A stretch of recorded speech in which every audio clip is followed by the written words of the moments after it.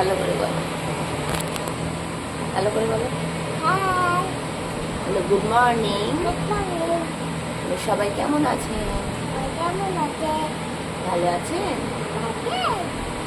বলে দাও, বলে হাই হাই।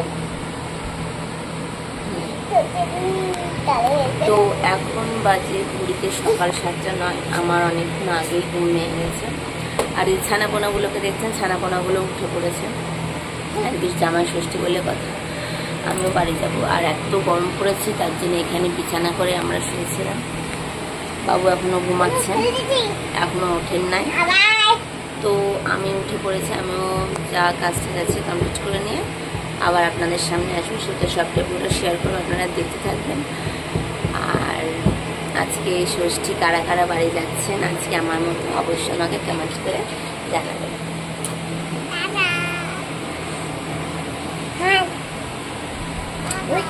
বাবা বলো গুড মর্নিং, বলো গুড মর্নিং। ছোট্ট একটা খুদে বলছে আপনাদের সকলকে গুড মর্নিং। আবার আসছি ঘুরে, সঙ্গে থাকবেন, দেখতে।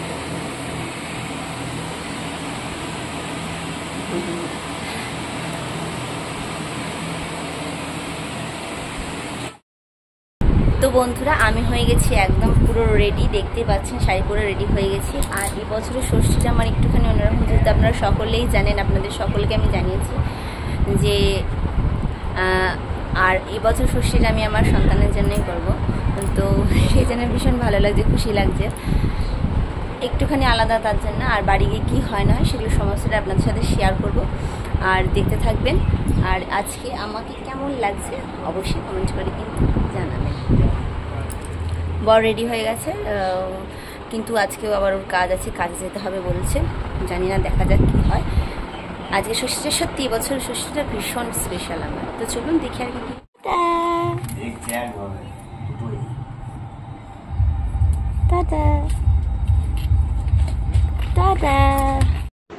তো পুচকেগুলোকে আমি টাটা করে চলে আসলাম বাড়ি থেকে। ওদের মনটা একটু উদাস হয়ে গেছিলো, যেহেতু মামা মামি থাকছে না।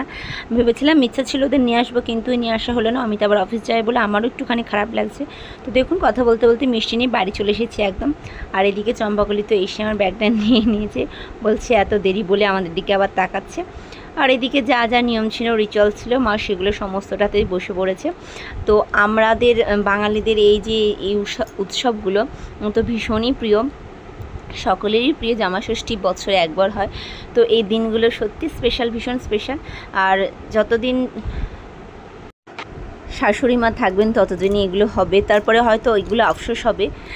আবার এরপর একটা সময় চলে আসবে যখন এরপর আর আসতে পারবো না, তখন সত্যি দিনগুলোকে ভীষণ মিস করব, ভীষণ কষ্ট হবে।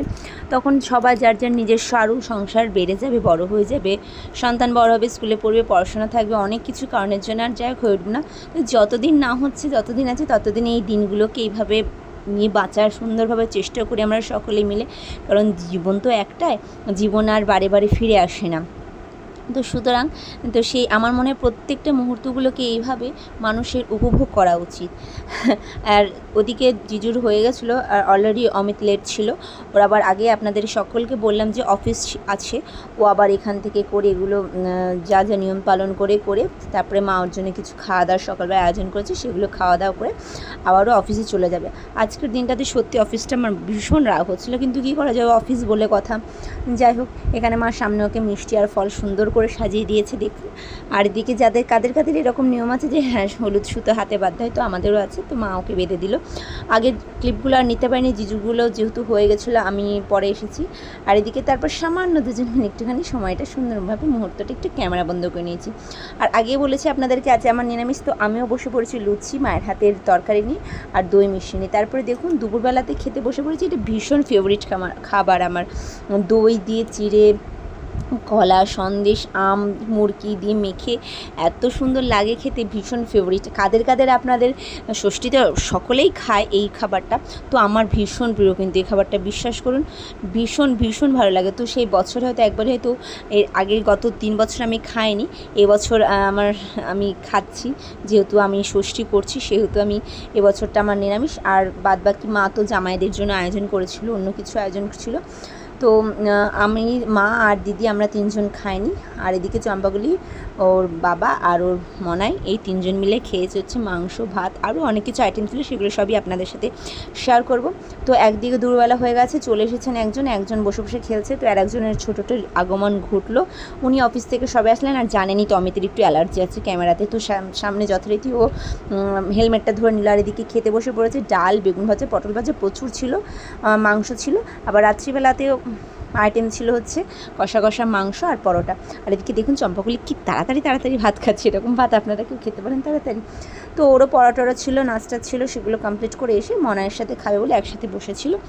আর রাতের খাবারও আমার নিরামিষ যথারীতি বসে পড়েছি, পরোটা, ক্ষীরপুলি, পটল ভাজা, বেগুন ভাজা, আর আমার ফেভারিট লঙ্কা। আপনারা সকলেই জানেন যে আমি ঝাল খেতে ভীষণ ভালোবাসি, ঝাল ছাড়া হয় না। আর আজকের দিনে তো আমার নিরামিষ, আর ওরা খাচ্ছে আর আমার পেছনে অমিত লাগছে, হ্যাঁ তুমি রেখে দাও, তুমি দেখো আমার পেট খারাপ করবে, হ্যান ত্যান 7-7 প্রচুর কথা বলছিল, আমার পেছনে লাগছিল, তাই না মনা করে বলছিল ওর সাথে।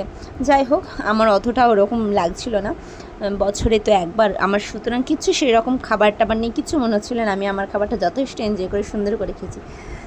তারপরে রাত তো হয়ে গেছে, দেখতে পাচ্ছেন, ভাবছেন যে হয়তো আমি ওকে দিয়ে করাচ্ছি, কিন্তু মোটেও আমি ওকে একবার বলিনি, ওই নিজে বললো এই যে মা হচ্ছে এই খাটটা কিনেছে, তো সেই এই বাইরে এই সামনের ঘরের খাটটা কিনেছে মা, তো বললো চল আজকে তুই আর শিল্পা আমি এই ঘরে শোবো। হ্যাঁ, ও আমাদেরকে শিল্পা নাম ধরেই রাখে, মাসিদেরকে ছোটো থেকে ডেকে অভ্যেস, যাই হোক ভালো লাগে। তো যাই হোক, সেই জন্য ও বললো যে আমি করব, তুই ভিডিও কর। তো ও নিজেই করছে, আমি ওকে মোটেও বলিনি ভিডিও করার জন্য বলেছি। তো আজকের ভিডিওটা ষষ্ঠী আমাদের এইভাবে দিন কাটলো, ভালোই কেটেছে। সবার যদি ভালো লেগে থাকে ভিডিওটা, অবশ্যই একটি লাইক কমেন্ট এবং শেয়ার করে দেবেন। আর আমার চ্যানেলটাকে কিন্তু সাবস্ক্রাইব করতে একদম ভুলবেন না। সবাই ভালো থাকবেন এবং সুস্থ থাকবেন, পরবর্তী ভিডিওতে আপনাদের সাথে আবার দেখা হবে। তো টাটা এবং ভালো থাকবেন, সুস্থ থাকবেন।